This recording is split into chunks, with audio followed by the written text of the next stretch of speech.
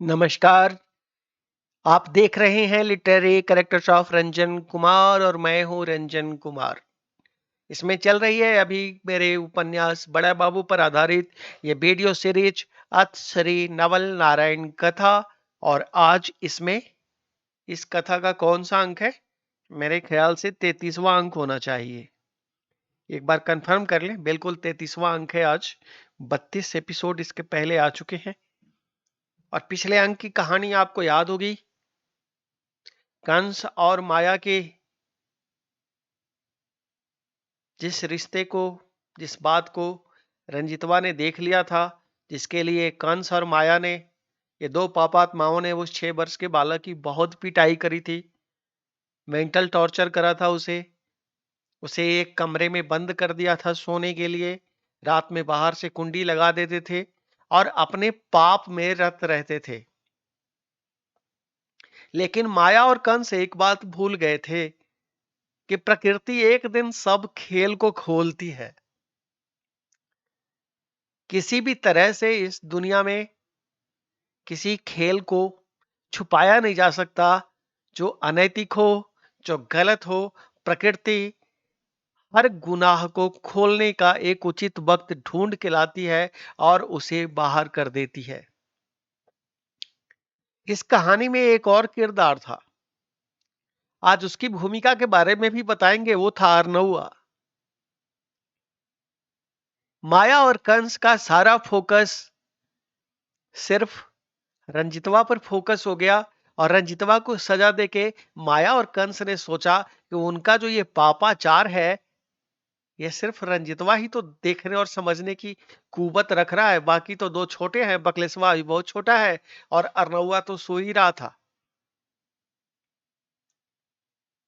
तो हमारे इस कहानी के सामने बैठे, हमारे सामने दो श्रोता जनार्दन चाचा और संजय भैया, जो उस दिन रंजितवा की कहानी सुनकर के, माया और कंस की कहानी सुनकर के बहुत विचलित हो गए थे। तो जब मैं लघु शंका करके लौटता हूं तो उन्हें कॉफी पिलाता हूं। कॉफी के बीच में वार्ता चलती है और उसी बीच में वो पूछते हैं कि इसके आगे क्या होता है रंजन बाबू। तो उसके आगे की कहानी फिर मैं उनको बताता हूं कि जनार्दन चाचा और संजय भैया, ये पाप का घड़ा जो माया भर रही थी कंस के साथ, अपने भाई कंस के साथ, और उसने सोचा ये रंजितवा को हमने सजा दे लिया और अपने लिए समय निकाल लिया, 1 सप्ताह अय्याशी का, और ये हमारा पाप अब कोई नहीं जानेगा। शायद जानता भी नहीं, लेकिन मैंने कहा ना, समय सबको खेल दिखाता है और प्रकृति कभी असत्य को अपने गर्भ में धारण नहीं करती है। ये घटना हालांकि भविष्य के गर्भ में है, लेकिन मैं जनार्दन चाचा और संजय भैया को बताता हूं कि रंजितवा से के साथ कंस जी की कहीं कोई विवाद, झगड़ा, दुश्मनी नहीं है। लेकिन जब भी कंस जी को अवसर मिलता है किसी के भी सामने बात करने की, तो कंस जी रंजितवा के बारे में कभी एक शब्द भी अच्छा नहीं बोलते हैं। डायरेक्ट कोई प्रॉब्लम भी नहीं है, कभी कोई बात हुई नहीं, होती नहीं है जिंदगी में आगे। लेकिन कंस जी के उस जिस पापाचार को रंजितवा ने देखा था 6 साल की उम्र में, संजोग से वो वहां पे उपस्थित हो गया था और वो जान गया था इनकी सच्चाई। उस बात को मन में रखते हुए कंस ने पूरी जिंदगी में जहां कहीं भी, जब कभी भी किसी से भी चर्चा हो, तो रंजितवा के बारे में कभी एक शब्द अच्छा कंस के मुंह से नहीं निकला। क्योंकि कंस के मन में वो जो अपराध बोध वहां का है, वो कायम है। उसे नजर आता है कि मेरे इस अपराध को रंजितवा कभी खोल सकता है। क्या इसे अब भी याद होगा वो सब बातें, वो सब घटनाएं? और कंस के मन में जो ये पाप चलता रहता है, उसके कारण कंस सदैव रंजितवा के बारे में जहां कहीं भी बात करता है, जब भी बात करता है, जैसे भी जिक्र आता हो,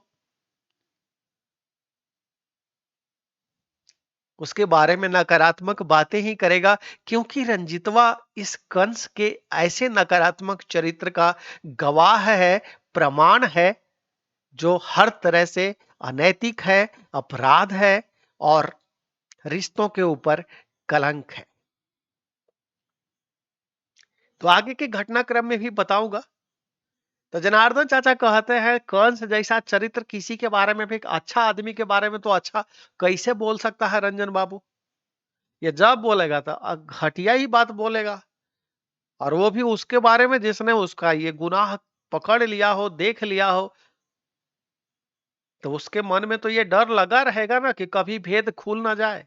तो मैं बोला बिल्कुल जनार्दन चाचा, ये डर हमेशा कंस के मन में है कि भेद खुल ना जाए, इसलिए वो अपने जान पहचान के हर लोगों के बीच जब कभी भी रंजितवा का जिक्र आएगा तो उसके बारे में नकारात्मक बातें करेगा, नकारात्मक ही बताएगा उसके बारे में। जबकि कंस के साथ डायरेक्ट रंजितवा का फिर पूरे जिंदगी में कभी कोई बात होती ही नहीं है, क्योंकि रंजितवा जो है आगे अपने 16.5 साल की उम्र में चला जाता है घर से बाहर नौकरी करने। ये सब कहानी आगे बताएंगे, आगे भविष्य के गर्भ में है। और फिर बड़ी मुश्किल से कभी एक आध बार मुलाकात हुई है कंस के साथ रंजितवा की, नहीं तो नहीं ही हुई है। लेकिन उसके बावजूद भी कंस को कहने के लिए रंजितवा के बारे में तमाम नकारात्मक कहानियां और तमाम नकारात्मक बातें हैं, क्योंकि उसे डर है कि किसी दिन अगर रंजितवा को यह बात याद रही और उसने हमारे बारे में यह सच कभी अगर आगे खोल दिया तो मेरा क्या होगा। इसलिए पहले से ही हमारे जितने भी जान पहचान के लोग हैं, जितने भी उसके संपर्क के लोग हैं, जितने भी उसके सगे संबंधी समाज के लोग हैं, उनके बीच पहले से ही एक रंजितवा का ऐसा इमेज बना के रखो जिससे कि कोई उसकी बातों पे कभी यकीन करना चाहे, वो कह भी दे तो यकीन ना करे।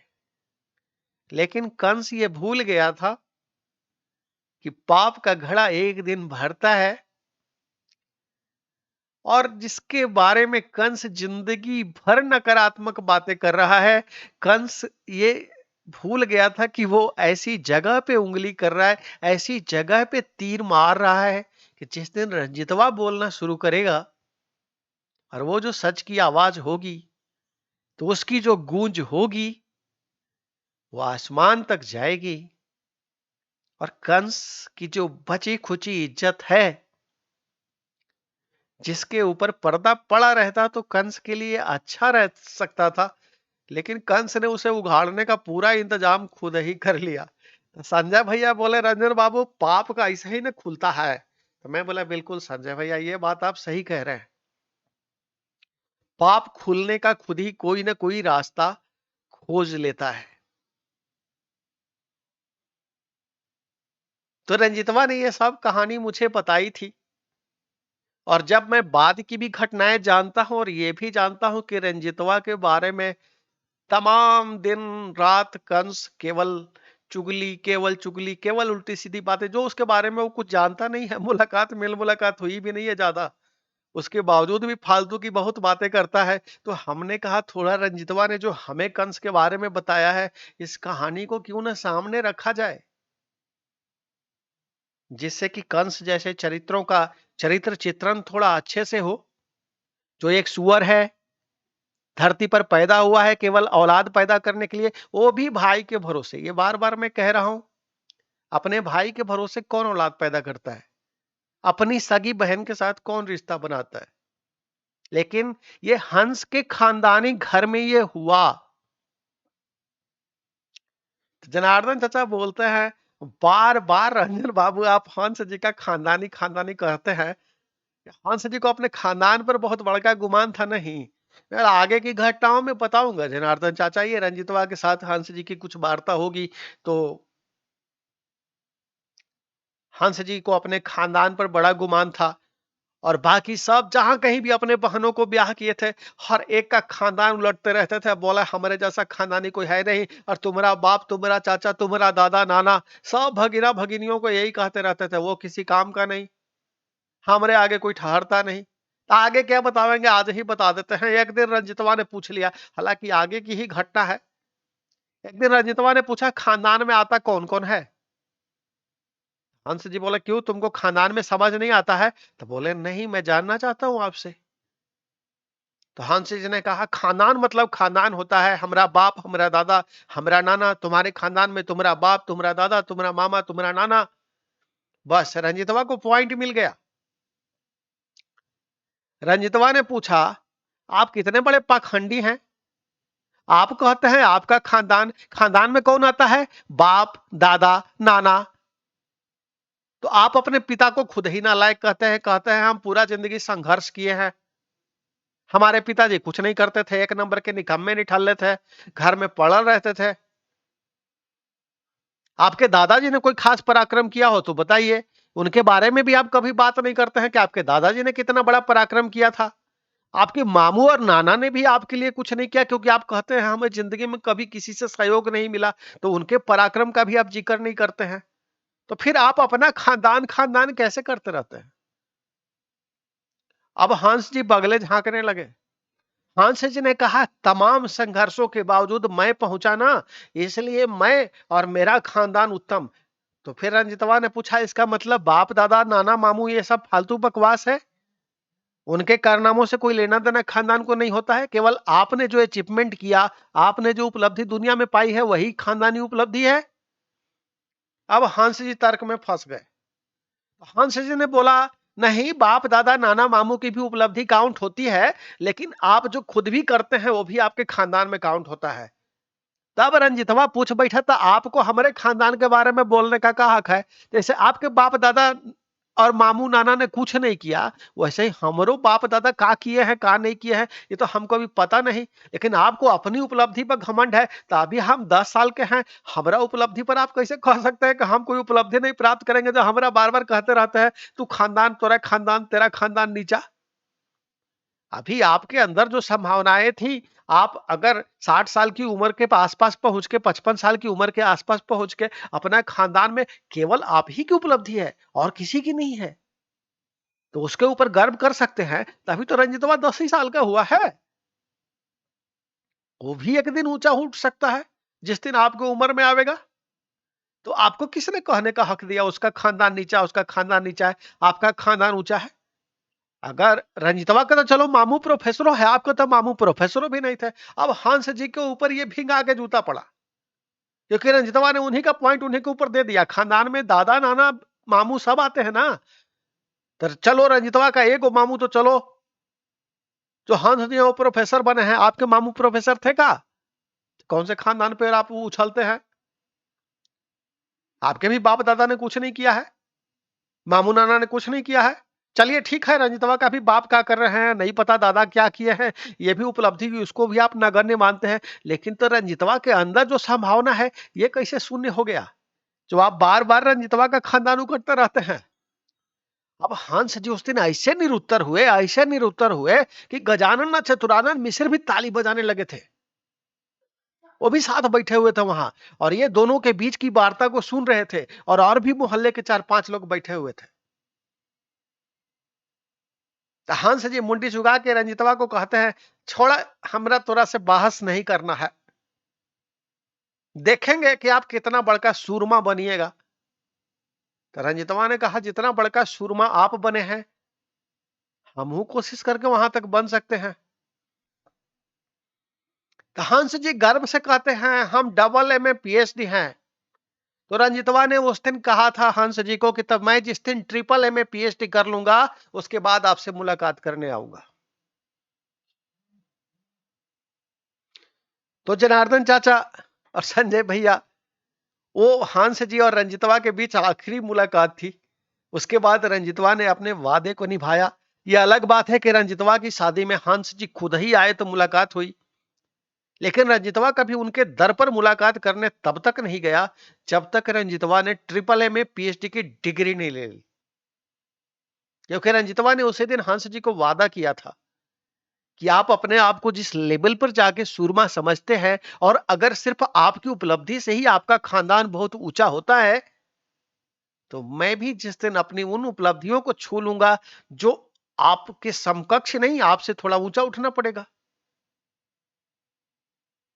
तो आपके पास आपने खुद कहा डबल एमए और पीएचडी हूं मैं, तो ऊपर उठने के लिए ट्रिपल एमए पीएचडी की जरूरत है।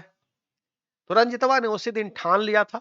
और फिर आगे की कहानी आपको बतावेंगे कि रंजितवा किन संघर्षों में आकर के और कैसे आके पढ़ता लिखता है, कैसे आगे काका होता है। और रंजितवा एक दिन ट्रिपल एम में पीएचडी की डिग्री लेता है और फिर हंस जी की चिट्ठी आती है तो हंस जी को बताता है। तो हंस जी कहते हैं एक बार आपसे मिलने का मन है, तो रंजितवा फिर मिलने जाता है। लेकिन अभी कहानी कंस के पाप की हो रही थी। तो जनार्दन चाचा और संजय भैया कहते हैं रंजितवा को पीठ ठोकने का हमको मन कर रहा है रंजन बाबू। एकदम बहुत तगड़ा जवाब दिया था प्रोफेसर हंस को, निरुत्तर कर दिया था ना। मैं बोला हंस जी तर्क से बहुत डरते हैं, इसलिए हंस जी रंजितवा से हमेशा तर्क करने से बचते रहे हैं। और जब भी उन्होंने तर्क करना चाहा है तो भले ही रंजितवा 10 साल का बच्चा था तब भी, तब से लेकर के अपने समय में आगे तक हंस जी ने जब भी रंजितवा से तर्क किया तो मात खाए। क्यों? क्योंकि हंस जी की पूरी जो चर्चा है, पूरा जो उनका जीवन चरित्र है, वो एक पाखंड पूर्ण परिवेश में परिलक्षित होते दिखता है। हर जगह पे उनके हर पॉइंट को जैसे ही आप तर्कपूर्ण उत्तर के साथ ढूंढना शुरू करेंगे तो कट जाएगा। क्योंकि हंस जी की आदत में शुमार थी मेरा खानदान मेरा खानदान मेरा खानदान। इसलिए ऊब करके उस दिन रंजितवा ने उनके खानदान के बारे में पूछ लिया था। उन्हीं से पूछा था खानदान में कौन कौन आता है, जिससे आपका खानदान ऊंचा और हमारा नीचा कैसे, ये थोड़ा विस्तार से बताइए। और जब विस्तार से वो बताते गए तो खुद ही फंस गए।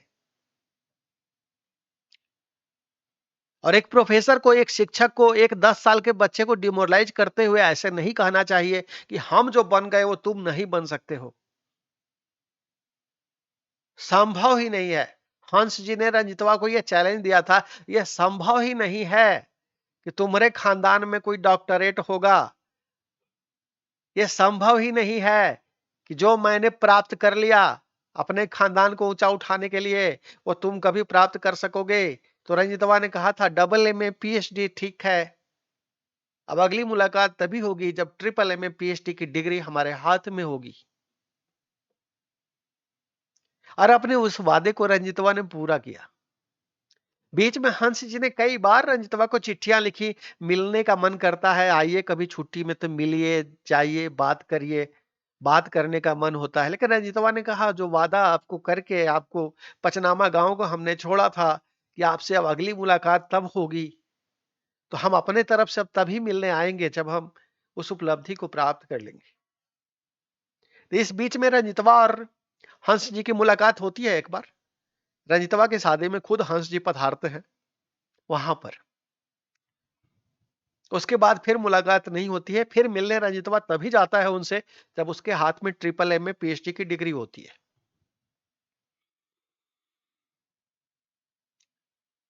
तो जनार्दन चाचा और संजय भैया ताली बजाने लगे। हमने उन्हें कहा अब पलटते हैं जनार्दन चाचा और संजय भैया इस कहानी पर आते हैं, कंस वाली कहानी पर।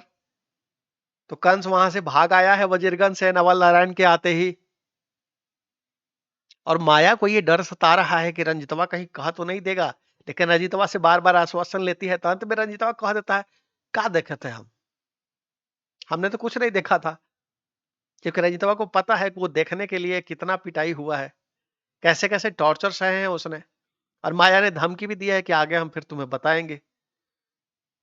तब माया को थोड़ा सुकून होता है कि शायद रंजितवा अब नवल नारायण के सामने जो देखा है वो बात नहीं रखेगा। लेकिन कहते हैं ना समय समय अपने हिसाब से स्क्रिप्ट लिखता है। तो समय ने एक नया स्क्रिप्ट लिखा।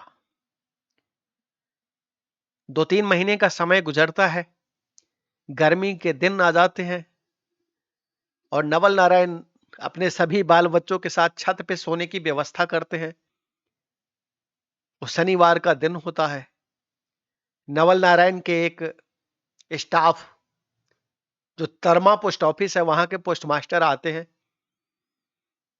और नवल नारायण का छोटा बेटा जो बकलेसवा है उसको अपने साथ लेके चले जाते हैं। कहते हैं सोमवार को जब आएंगे तो इसको लेकर के आएंगे हम।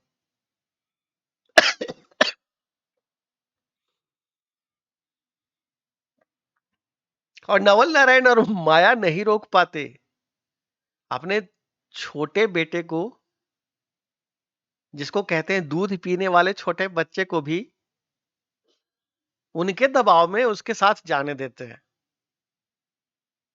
और सब लोगों के सोने की व्यवस्था तब तक नवल नारायण जी छत पे जमा चुके थे, क्योंकि गर्मियों का दिन है, नीचे गर्मी लगती है। तो खुले छत पर आसमान में, खुले आसमान में चांद तारों के नीचे सोने की व्यवस्था है। आसपास चारों ओर बड़े बड़े घर हैं, कई घर हैं आसपास। उन घरों की खिड़कियां ऊपर आसमान में खुलती है। उस छत से वो घर नजर आते हैं, वो खिड़कियां नजर आती हैं, उन खिड़कियों पे लोग नजर आते हैं। तो जाहिर सी बात है, वो उन घरों में, उन खिड़कियों में रहने वाले लोगों को, उन खिड़कियों पर बैठने वाले लोगों को भी ये छत नजर आता होगा। और इस बीच में नवल नारायण ने अपने दोनों पुत्र रंजितवा और अर्नउआ का नामांकन करा दिया है सामने के स्कूल में। अब अर्नउआ तो बच्चा क्लास में गया है पढ़ने के लिए, लेकिन रंजितवा अपने योग्यता के अनुसार, जो वहां टीचर ने उचित समझा, उसका टेस्ट लेकर के उसे थर्ड क्लास में एडमिशन दिया है। वो थर्ड क्लास में पढ़ता है और उसके कई दोस्त वहां पे बन जाते हैं। अब रंजितवा के क्लास में पढ़ने वाला एक दोस्त सामने की 3 मंजिला बिल्डिंग में रहता है। उस घर से एक घर के बाद वो 3 मंजिला बिल्डिंग थी। उस घर की छत पर उसके साथ क्लास में पढ़ने वाला एक दोस्त उसका रहता है वहां पे। अब घटना कुछ यूं घटती है एक दिन कि उधर नवल नारायण का छोटा पुत्र बकलेसवा तो गया हुआ है तरमा, नवल नारायण के एक स्टाफ के साथ। सभी सो रहे हैं छत पर और नवल नारायण उस खुली छत पर चांदनी रात में अपनी पत्नी माया के साथ अपने कार्यक्रम में लगे होते हैं। और इस बीच में अर्नउआ की नींद खुल जाती है। अब अर्नउआ कहता है मुझे टॉयलेट जाना है। अब माया उसको टॉयलेट कराने ले जाती है और वापस आने के बाद उसे सुला देती है। और बेसब्र नवल नारायण वापस, उन्हें यह भी इंतजार नहीं है कि बच्चा अभी तुरंत आया है तो सोया तो नहीं होगा। और ये भी इन दोनों को शर्म नहीं है कि आसपास की ओर से, छतों पे, खिड़कियों से इस चांदनी रात में कोई भी देख सकता है हर जगह से। तो ये खुला छत, ये पति पत्नी के बीच भी रिश्ते का नहीं है। कुछ तो सामाजिक मर्यादा रखनी चाहिए।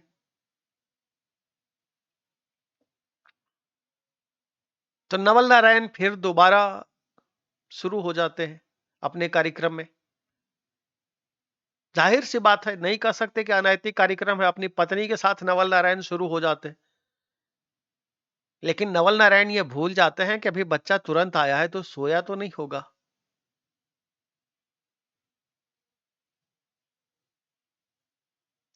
अब अर्नउआ क्या करता है, वो सोए हुए रंजितवा को उंगली करके उठा देता है, पेट में गुदगुदी करके बगल में। अब जब रंजितवा उठता है, देखता है, तो अब वो हैरान रह जाता है और अर्नउआ उसे दिखाता है। अब रंजितवा को पता है कि ऐसा ही कुछ देखा था उसने, तो पिटाई हुई थी उस दिन उसकी। कंस ने बहुत मारा था, कंस ने और माया ने मिलके। अब आज यहाँ पे केवल चरित्र बदले हैं, माया तो वही है और नवल नारायण है। अब वही कर रहे हैं जो उस दिन वहां कंस और माया कर रहे थे। तो रंजितवा मटिया कर चुपचाप सो जाता है, आंख मूंद लेता है। अर्नवो को इशारा करता है चुपचाप सो जाने के लिए, लेकिन अर्नवुआ थोड़ा स्वभाव से ही हंडल टाइप का प्रवृत्ति का है और ये सब लुच्चाई में उसको थोड़ा ज्यादा अच्छा भी लगता है।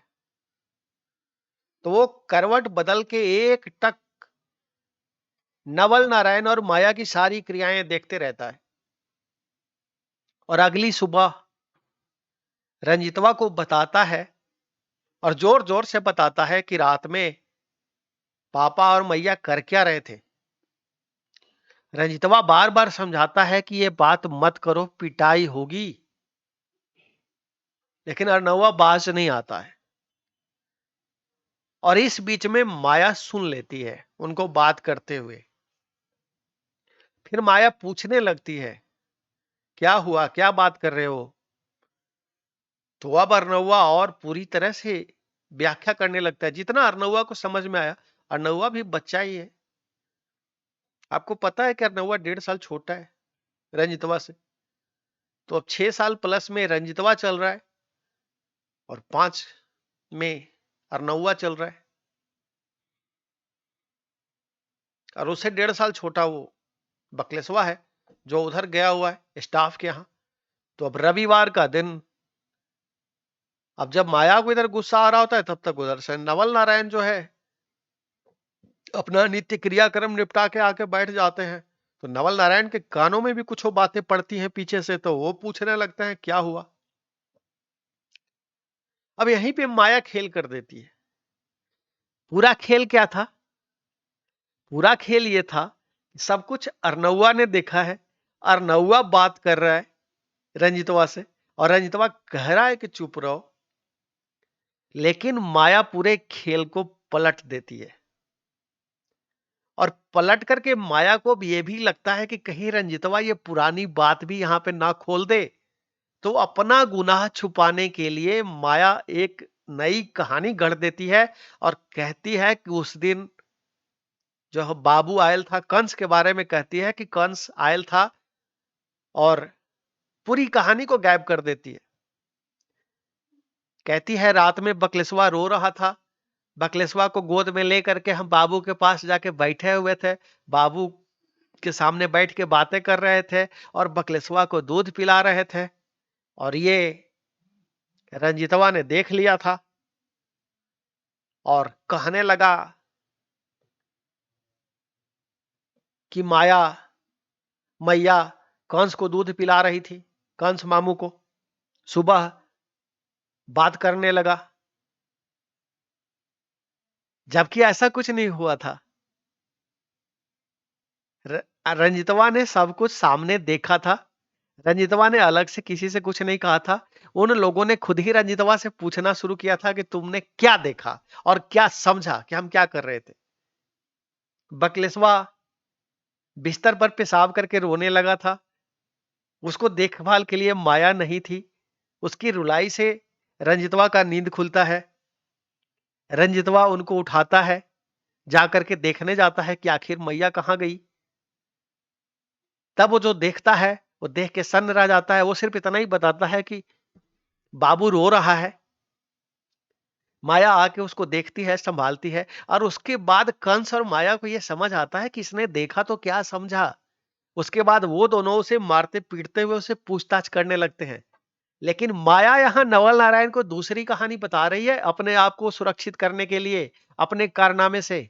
वो बता रही है कि उस दिन मैं बकलेसवा को उठा करके रात में बैठ के वहां दूध पिला रही थी और अपने भाई, छोटे भाई से बात कर रही थी। तो रंजितवा उठ गया पेशाब करने और देख करके हमको मजाक में कह रहा है, गंदा बात कह रहा है कि कंस को हम दूध पिला रहे थे। और ये सुबह अर्नवा को वो बता रहा था, और अभी फिर अर्नवा से ये बात कर रहा है कि कल रात में जो उस दिन काम कंस मामू और मैया कर रहे थे, आज ये मैया पापा कर रहे थे। आज वही काम ये लोग दोहरा रहे थे। अर्नवा को समझ आ गया कि मैया हमारा पक्ष ले रही है, हमारा नाम इसमें से हर जगह से हटा रही है। तो अर्नवा साइलेंट हो गया। अब रंजितवा चिल्ला चिल्ला के कह रहा है कि ऐसा नहीं है, उस दिन भी बाबू सो रहा था, रो रहा था, तब हम उठ के आए थे, और कल रात को भी हमको नहीं पता, हमको ये उठाया है अर्नवा, इसने बताया, हमने कहा है चुप रहो। अभी भी सुबह अर्नवा हमसे सब बातें कह रहा था और हमने कहा चुप रहो, लेकिन अर्नवा नहीं माना। लेकिन नवल नारायण कहां रंजितवा की बात का यकीन करने वाले थे। नवल नारायण को तो माया पे यकीन था, और अर्नवा तो खामोश हो गया। देखा कि यहां तो मामला बिगड़ गया है, तो चुप रहने में भलाई है। तो जो सच बात थी उससे वो मुकर गया और साइलेंट हो गया, बोला नहीं, यही कह रहे थे। अब जो माया ने कहा, अरनौआ ने साइलेंटली उस सब चीजों का गवाही भर दिया। बोला, हाँ जैसे मैया कही था वैसे ही होले हल, वैसे ही हुआ था जैसे माँ कह रही है। जनार्दन चाचा और संजय भैया के चेहरे पर गुस्से की आग भड़कती जा रही थी, ये मैंने महसूस किया। लेकिन आगे की कहानी बताते हैं और कहते हैं कि उसके बाद नवल नारायण ने अपना सारा गुस्सा फिर से रंजितवा के ऊपर उतार दिया। रंजितवा की एक नहीं सुनी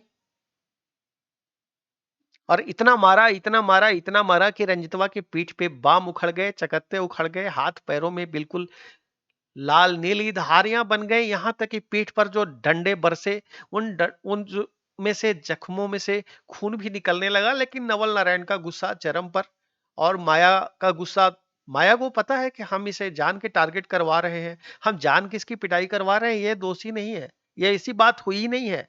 माया पूरे मामले को ट्विस्ट कर रही सिर्फ इसलिए क्योंकि माया को अपना पाप छुपाना है। माया को ये डर है कि अब फिर से कल जो घटना घट गई है जिसका जिक्र अरनौआ कर रहा है रंजितवा से, अब अगर इसके बारे में पूछताछ नवल नारायण ने कहीं कर दी तो फिर रंजितवा उस दिन की बात बता देगा। इसीलिए बेहतर है कि हम अच्छे तरह से रंजितवा को दोषी बनाया जाए। और नवल नारायण माया की बात पे यकीन करके उसकी कोई बात रंजितवा के सुनते नहीं है और उसे इतना मारते हैं, इतना मारते हैं कि रंजितवा बीमार पड़ जाता है बहुत बुरी तरह से और अगले दिन से सोमवार से स्कूल जाने के लायक नहीं रहता है। और जब रंजितवा 3 दिन अगले स्कूल नहीं जाता है तो जो उसके स्कूल के मास्टर थे, क्योंकि अपने शिक्षकों का बहुत प्यारा था रंजितवा, तो वो जो सामने घर के बगल में जो रंजितवा के क्लास में पढ़ने वाला उसका दोस्त रहता था, शिक्षक महोदय उसको भेजते हैं। वो जो रंजितवा का दोस्त था वो एक लड़की है क्लास में पढ़ने वाली। जब रंजितवा क्लास में नाम लिखाने नहीं आया था तो वो क्लास की मॉनिटर हुआ करती थी, वो क्लास में सबसे तीक्ष्ण बुद्धि की मेधावी लड़की थी, वो नंबर 1 पे रहा करती थी। जब रंजितवा का एडमिशन हो गया तो दोनों के बीच अच्छी दोस्ती हो गई। अब 6 साल का रंजितवा और 7.5 साल 8 साल की वो लड़की दोनों तीसरी क्लास में पढ़ते थे। तब मास्टर साहब उसको कहते हैं कि तुम जब अभी टिफिन में खाने जाओगी तो तुम देख के आना कि वो स्कूल क्यों नहीं आ रहा है रंजितवा। अब वो लड़की देखने आती है, उसका हाल चाल देख करके उसको रोना आ जाता है और वो पूछती है कि ये कैसे हुआ।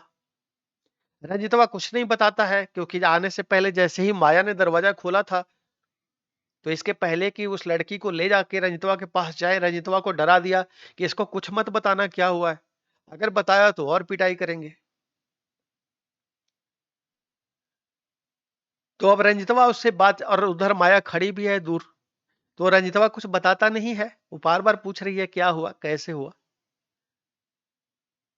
यहां तक कि वो लड़की रोने लगती है, उसको देख करके उसकी हालत देख के उसको रोना आने लगता है, वो रोने लगती है और वो रोते हुए फिर वापस स्कूल चली जाती है। रंजितवा उसको भेज देता है, क्या हुआ ये वो नहीं बताता उसको। अब जब वो लड़की रोते हुए स्कूल जाती है अपने, तो मास्टर साहब पूछते हैं तो वहां भी वो बहुत देर तक रोते हुए में उसको बताती है कि उसकी हालत देखने के लायक नहीं है, उसके पीठ में पिटाई से इतने जख्म गहरे भरे पड़े हैं कि उसमें से खून निकल रहा है अभी भी, जबकि ये 3 दिन बाद की घटना है, वो 3 दिन बाद वो देखने आती है। जाहिर सी बात है इस बीच में ना तो नवल नारायण ने कोई इलाज कराया था रंजितवा का, ना ही कोई मलहम दवा की व्यवस्था रंजितवा के लिए की थी माया ने। तो रंजितवा अपने दर्द पीड़ा और कराह से और बुखार से छटपटा रहा था। इनको माया को और नवल नारायण को कोई फर्क नहीं पड़ने वाला था क्योंकि इनको पता था कि ये अपनी औलाद नहीं है, ये तो हम अपनी बहन से तब लेके आए थे जब हमारी कोई औलाद हो नहीं रही थी, जब हमें दत्त बाबू का खतरा था कि दत्त बाबू हमको अपने घर में घुसने नहीं देंगे क्योंकि वो लड़का मर गया था तो अपनी बहन से वो लड़का बदल लाई थी। हंस जी ने इसमें बड़ा रोल निभाया था। तो इसके प्रति माया के मन में ममता कहां से आना है। और माया को अपने पाप छुपाने के लिए माया ने सारे खेल को रच दिया था और माया के रचे हुए खेल में आकर के नवल नारायण ने अपना कांड कर दिया, अपने गुस्से का और अपने पुरुषत्व का, पुरुषार्थ का पूरा प्रदर्शन कर डाला उसके ऊपर। तो अब क्या होता है, प्रकृति के कुछ खेल खोलने के बड़े निराले अंदाज होते हैं जनार्दन चाचा और संजय भैया। अब जब वो लड़की की रुलाई वहां पे नहीं रुकती है, तो मैंने पहले ही बताया कि स्कूल और घर के बीच में बस केवल सड़क भर का फासला था। स्कूल में 3 शिक्षिकाएं थी, 1 शिक्षक थे। एक शिक्षिका को स्कूल की पूरी जिम्मेदारी दे करके 2 शिक्षिकाएं और खुद जो हेडमास्टर साहब थे, जो पुरुष थे, उनका नाम था विष्णु प्रसाद सिंह। तो विष्णु साहब अपनी 2 शिक्षिकाओं के साथ और उस लड़की को लेकर के सीधा रंजितवा के घर में आ जाते हैं। नवल नारायण से नहीं मिलते हैं पोस्ट ऑफिस में, वो सीधा घर आते हैं। वो लड़की दरवाजा नॉक करती है, माया दरवाजा खोलती है और जब उन सबको देख के हैरान होती है, माया को पता ही नहीं कि ये कौन है। उस लड़की से पूछती है कि कौन है ये सब, तो लड़की बताती है कि ये हमारे स्कूल के मास्टर साहब हैं और ये हेडमास्टर साहब हैं और ये देखने आए हैं। अब माया को कुछ पता नहीं, माया नवल नारायण को बुलाने कैसे जाए। सीधे मास्टर साहब उस बच्चे के पास जाके बैठ जाते हैं। अब चूंकि वहां पे एक मर्द भी है, मास्टर साहब, और 2 शिक्षिकाएं हैं। अब माया वहां पे नहीं खड़ी है और वो पूछने लगते हैं रंजितवा से। और जब रंजितवा से पूछने लगते हैं, तो वो जो साथ पढ़ने वाली लड़की है, जब वो देखती है कि ये नहीं बताना चाह रहा क्या हुआ है, कैसे हुआ है, तो वो उसे अपना कसम दे करके कहती है कि तुमको कसम है हमारी, तुम सच सच बताओ कि हुआ क्या है। रंजितवा को नजर आता है कि 3 दिनों से मैं दर्द और पीड़ा में था, तो किसी ने मेरे जख्मों पर मलहम नहीं लगाया है। यही देखने आई थी, तो इसने मेरे जख्मों पर मलहम लगाया है और मलहम लगाते हुए ये रो पड़ी थी। तो अपनापन जो महसूस हुआ रंजितवा को, वो तो सिर्फ उसी से हुआ। और जब उसने कसम दी, और रंजितवा को इतना ही एहसास था कि अगर कोई कसम दे अपना और उसके बाद अगर आप झूठ बोलते हैं तो उसकी मृत्यु ना हो जाए, इसलिए उस कसम का मान रखने के लिए रंजितवा ने जो कुछ भी हुआ था, ए टू जेड पूरी कहानी उस दिन से लेकर के उस दिन तक जिस दिन ये घटना घटी थी, सबके सामने रख देता है। पूरी तरह से सब बातें बता देता है कि कंस को उसने क्या देखा, माया को क्या देखा, और फिर कंस के जाने के बाद माया नवल नारायण के साथ क्या कर रही थी, कैसे क्या घटना घटता है, सब रंजितवा ए टू जेड खोल देता है उनके सामने। वो तीनों आग बबूला हो जाते हैं।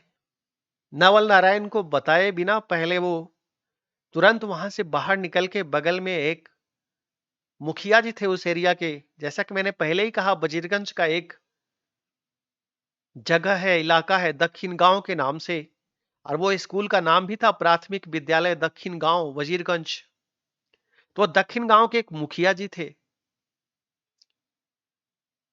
उन्हीं की जमीन के ऊपर बहुत सारे दुकानें बनी हुई थी। उसमें एक बहुत बड़े डॉक्टर साहब रहते थे पोस्ट ऑफिस के बगल में, और अक्सर वो मुखिया जी उन्हीं के पास बैठे रहते थे।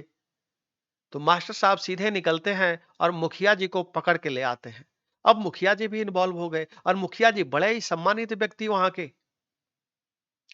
और जब मुखिया जी बच्चे की हालत देखते हैं, तब फिर वो मुखिया जी नवल नारायण को बुला के लाते हैं और नवल नारायण को इतनी डांट पिलाते हैं, कहते हैं अभी मैं पुलिस में मुकदमा दर्ज कर दूंगा, बच्चे का ये हाल किया है तुम लोगों ने। और मास्टर साहब ने उनको सब बातें बता दी थी कि यहाँ पे हुआ क्या है। तो ये सुन के मुखिया जी का गुस्सा चरम पर। मुखिया जी ने नवल नारायण को कहा कि नवल नारायण जी, हम आपको यही डंडे से मार के ठीक कर देंगे। जितने डंडे आपने इस बच्चे के ऊपर बरसाए हैं, उतना डंडा अगर मैं आपके ऊपर बरसाऊं तो आप जिंदा नहीं रहेंगे, और ये काम मैं कर सकता हूं। वो जो शिक्षिकाएं थी, उन्होंने नवल नारायण के वस्त्रों पर थूक दिया सामने, बोले आप थूकने के लायक हैं। अब न नवल नारायण कुछ समझ पा रहे हैं, न माया समझ पा रही कि हुआ क्या है,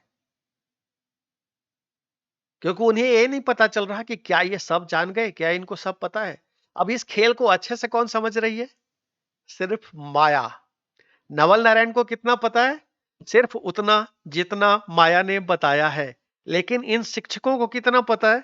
वो सब कुछ जो रंजितवा ने पूरी घटना को बताया है। अब नवल नारायण समझ नहीं पा रहे कि ये इतनी लानतें हमारे ऊपर क्यों भेज रहे हैं। माया की तरफ वो नजर उठा करके देख भी नहीं रहे। कलंकिनी औरत बार बार कह रही वो शिक्षिकाएं। माया समझ नहीं पा रही कि क्यों इतने गुस्से में है ये। उसके बाद नवल नारायण और माया को यह चेतावनी दी जाती है कि अगर इस बच्चे को आगे, छड़ी तो दूर, अगर फूल से भी छुआ और इस बच्चे से हमें पता चल गया कि इसके ऊपर हाथ उठाया गया है, तो दोनों पति पत्नी जेल की सलाखों के अंदर जाएंगे तुरंत। ये मुखिया जी उनको डराते हैं, धमकाते हैं। और मुखिया जी की धमस इतनी थी, धमक इतनी थी उनकी, उस एरिया में उनकी जो धमस थी, उनका इतना नाम था, इतना रुतबा था, और उनके नाम से इतना लोग डरते थे क्योंकि वो एक अच्छे व्यक्ति थे, लेकिन कोई गलत तो वो बर्दाश्त करते नहीं थे। तो जब उन्होंने डराया तो नवल नारायण डर गए। उनको पता लग गया कि ये प्रशासन के ऊपर इनकी पकड़ भी है और इनके नाम की गूंज भी है। इनके नाम से पूरा वजीरगंज महमहा उठता है। इनके नाम की एक अच्छी खुशबू भी है हर तरफ। इनको लोग अच्छे इंसान कहते हैं, लेकिन इनका गुस्सा भी प्रचंड होता है कुछ गलत होते देख के। तब नवल नारायण को सांप सूंघ जाता है, कुछ पता ही नहीं चलता है कि क्या जवाब दे। और फिर वो जो बगल में डॉक्टर साहब थे, उनके क्लिनिक में ले जाके रंजितवा का इलाज मुखिया जी खुद अपने पैसे से कराते हैं।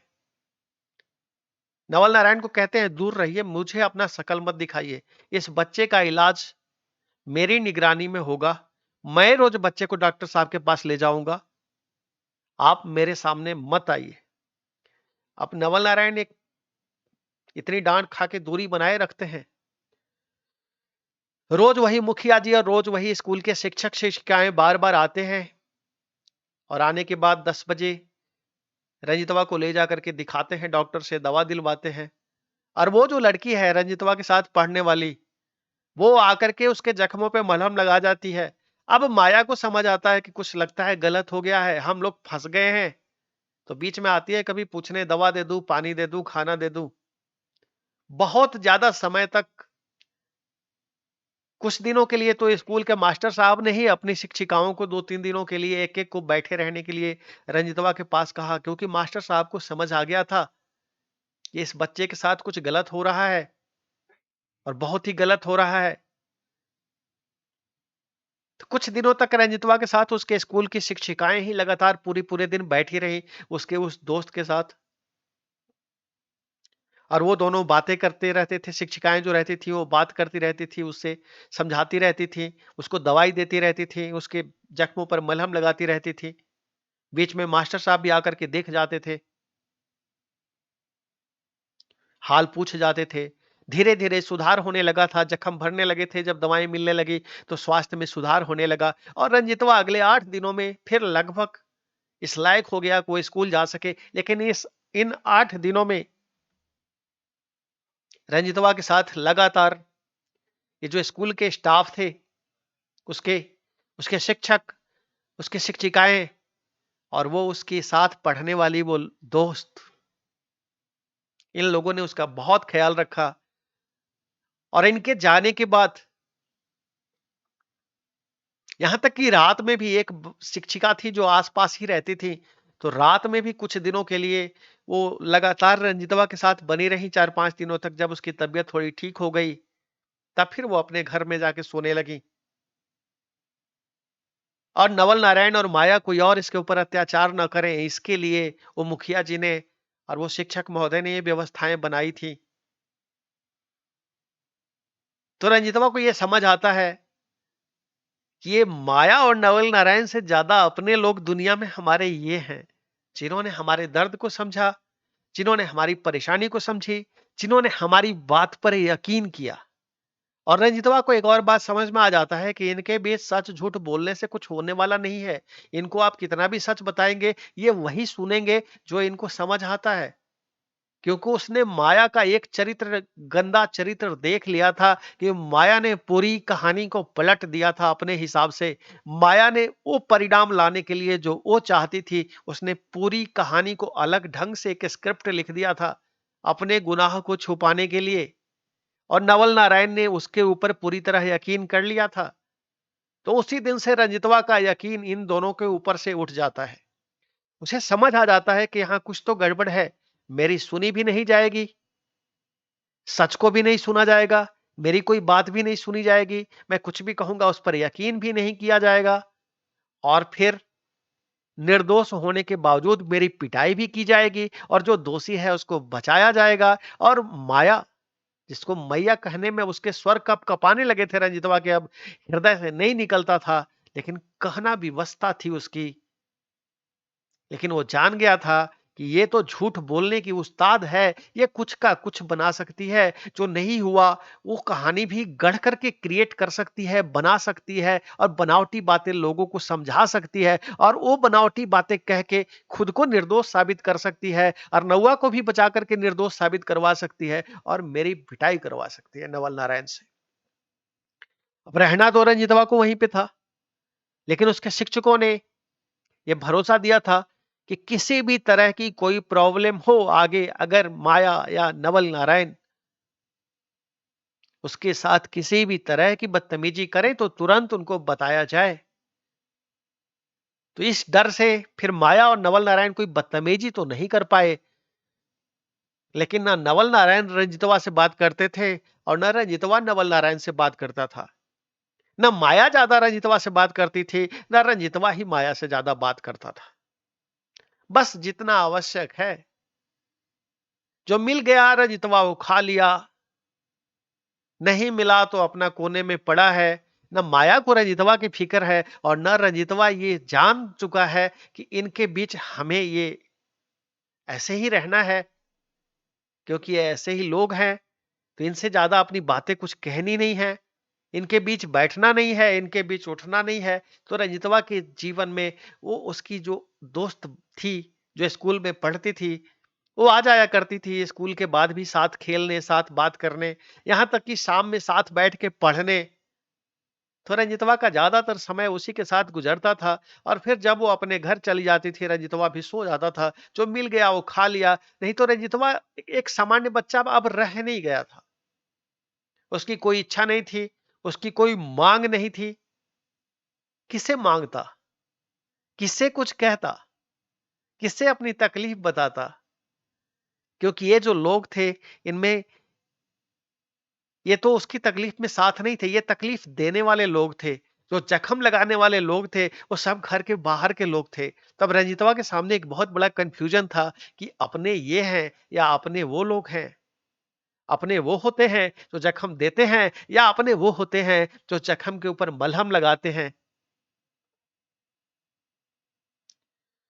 जनार्दन चाचा और संजय भैया, जो बहुत धीरज के साथ इस कहानी को सुन रहे थे, उनके चेहरे का गुस्सा बता रहा था कि अभी वो फटने को आतुर हैं। और अंततः संजय भैया कह उठते हैं, नवल नारायण को चीड़ फाड़ के फेंक देने की जरूरत है रंजन बाबू। जो व्यवहार नवल नारायण ने रंजितवा के साथ किया है, ये अक्षम्य अपराध है। तो जनार्दन चाचा कहते हैं, किसी भी बच्चे के साथ अगर ऐसा कोई व्यवहार करता है संजय, तो यह अक्षम्य अपराध ही है, और ऐसे व्यक्ति माफी के काबिल नहीं है। और ये माया, ये तो स्त्री जाति के ऊपर कलंक है। गलत रिश्ते में यह है, और अपने झूठ को छुपाने के लिए 6 साल के बालक को गुनहगार बनवा के उसे इतनी पिटाई करवाती है। इसे नरक में भी जगह नहीं मिलने वाला। तो मैं कहता हूँ, जनार्दन चाचा और संजय भैया, आपने चूंकि लानतें भेज दी हैं, तो संजय भैया ने कहा, रुकिए, अभी हमें लानत ढंग से भेजना है, माया को भेजना है, माया के माँ बाप को भेजना है, माया के साले उस हरामजादे भाई को भेजना है, हंस को, जिसने ये सारा प्रोपेगेंडा फैलाया था। ये सब कारनामा माया के उस भाई हंस ने ही तो किया था। अभी जिसके बारे में आप बता रहे थे कि हंस बड़ा खानदानी था, ऐसे ही लोगों को खानदानी कहते हैं। अच्छा किया कि रंजितवा ने उसके खानदानी होने के ऊपर से पर्दा उठाया, उससे आगे बहस करके उसके खानदान की पूरी इज्जत ढंग से उसको दिखाई, उसकी औकात की तरह खानदान की औकात क्या है। तो जनार्दन चाचा कह बैठे, हम एकदम सहमत हैं संजय। हंस जी स्वर्गवासी हो गए, अगर अभी धरती पर मौजूद होते तो हम दोनों मिलकर चलते, और हंस को तो कम से कम 2-4 थप्पड़ जरूर लगाते।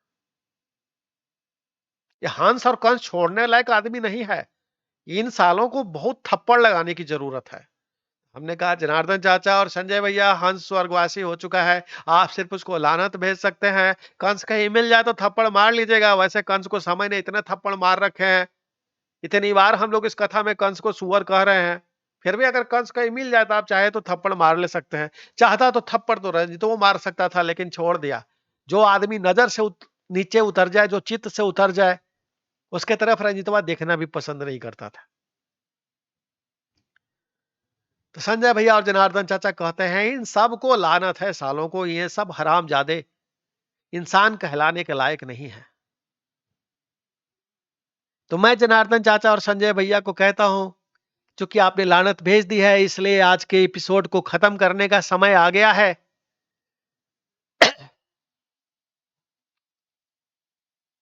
तो अब आगे की कहानी हम जारी रखेंगे इसके 34वें खंड में। और आप देख रहे हैं literary characters of Ranjan Kumar. मैं हूं रंजन कुमार। और अगर आज की इस कथा को सुन करके आपको भी लगता है कि रंजितवा के प्रति ये माया और नवल नारायण ने जो अन्याय किया है, जो अमानवीय हरकत की थी, और जो माया ने खुद को निर्दोष बताने के लिए ये जो इतना बड़ा जाल बुना था, जिस जाल में एक 6 साल का बालक फंसना ही था, क्योंकि सामने उसके 37-38 साल की माया खेल कर रही है। और नवल नारायण किस पे यकीन करेगा? जाहिर सी बात है, एक बच्चे पे यकीन नहीं करेगा ना। नवल नारायण को तो यकीन अपनी माया पर है। और माया इस खेल की मास्टरमाइंड है। अर्नवा समझ चुका है कि चुप रहने में ही भलाई है, इसलिए अर्नवा इस पूरे कांड में साइलेंट हो गया। जबकि इस पूरी कहानी में सारे उपद्रव का जड़ अर्नवा था। अर्नवा ने इस कहानी को शुरू किया था दोबारा। लेकिन माया अर्नवा को सीधे बचा ले जाती है, और अपने आप को सेफ रखने के लिए भविष्य में भी कोई ऐसी बात ना उठे, वो रंजितवा को मोहरा बनवा के नवल नारायण के सामने पेश कर देती है, बकरा बना करके, कि नवल नारायण तुम कसाई बन के इसके ऊपर टूट पड़ो। और रंजितवा को उस बात की सजा मिलती है जो उसने गुनाह किया ही नहीं था।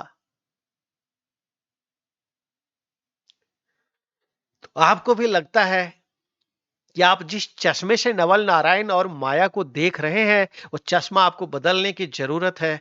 तो आप जो कर सकते हैं करिए। एक ही उपाय है, लानतें भेज सकते हैं इस कहानी में। तो जितना माया और नवल नारायण को लानतें भेज सके। अभी नवल नारायण और माया के और नौवा के बकलेसवा के बहुत कारनामे अभी सामने आने बाकी हैं। अभी तो कहानी शुरू हुई है। तो फिर मिलते हैं आगे अगले अंक में, इस कहानी के 34वें एपिसोड में। तब तक के लिए सप्रेम नमस्कार। आप देख रहे हैं literary characters of Ranjan Kumar, और मैं हूं रंजन कुमार, आपका चैनल होस्ट।